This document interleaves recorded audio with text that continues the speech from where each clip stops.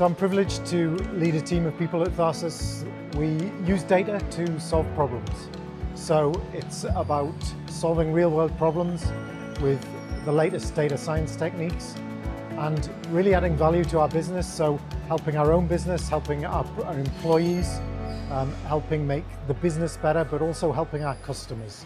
This is very much about better organizing organizations, using data to ensure that organizations are well organized, that there's not waste, and that things are optimized as best they can. So for example, within the business here, we're using data to look at our manufacturing processes, looking at motion, at how people move, at where they move on the shop floor, and using data to eliminate waste and make that more efficient.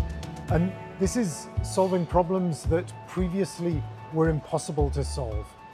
The way in which data science, machine learning has moved on in the last few years allows us to do things that simply weren't possible in the past and to add value in new ways that really are transforming both our business and our customers' business. We're constantly evolving. We're trying to keep the customer in mind all the time, and the learning opportunities are huge.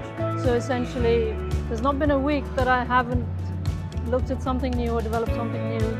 So if you're interested in what we're doing, if you want to know more about the problems we're solving and what we're doing at Tharsus, please do get in touch.